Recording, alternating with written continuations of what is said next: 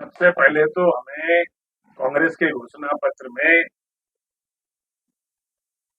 आर्थिक रूप से मजबूत और आर्थिक रूप से कमजोर ये दो वर्ग और मजबूत लोगों का प्रॉपर्टी और धन को लेकर के गरीबों में बांटना ये बात है। अब उसमें राजनीतिक रूप से संप्रदाय भी आ गया, सब आ गया, ठीक है, मैं उसमें नहीं जाना चाहता। लेकिन सवाल ये उठता है, मैं खाली अपने आप को सीमित रखूंगा कि आर्थिक रूप से मजबूत लोगों के पास अगर संपत्ति आई तो वो संपत्ति क्या गैरकानूनी तरीके से आई?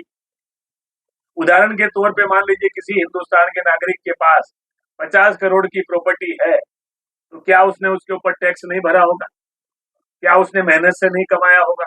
अगर कोई भी व्यक्ति अपने मेहनत से कमा करके टैक्स भर करके व्हाइट में, अगर कोई, जिसको कहते हैं पॉपुलर भाषा में व्हाइट की, अगर एक नंबर की कोई पूंजी बनाता है या अपनी संपत्ति बनाता है, तो उसको लेकर के गरीबों में या आर्थिक रूप से कमजोर लोगों में बांटने का अधिकार सरकार को कहां से मिल जाता है?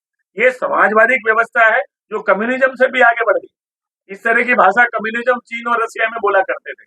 आज वो भारत में उससे भी 2 कदम आगे जाके राहुल गांधी जी के नेतृत्व में ये कांग्रेस के पार्टी अगर ये बात कह रही है, तो मैं समझता हूँ ये हिंदुस्तान के तमाम उन मेहनतकश लोगों को गाली देने वाला काम है, जो अपनी मेहनत से पूरी सरकार के नियमों का पालन करके पूरा टैक्स भर के अपनी कमाई से मजबूती के साथ एक संपत्ति का निर्माण करते हैं। उसको अगर आप कहोगे कि हम आपसे छीन करके अन्य लोगों में बांट देंगे, तो यह अन्याय होगा, गैर कानूनी होगा और असंगत होगा।